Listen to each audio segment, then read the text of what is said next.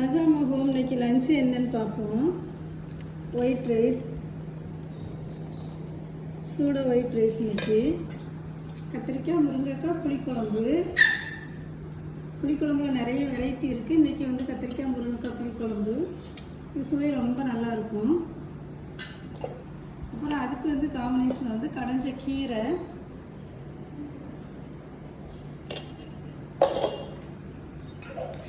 சர்க்கரை பூசணி கூட்டு,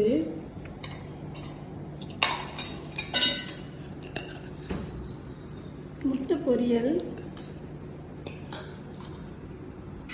கூழ் வடகம்,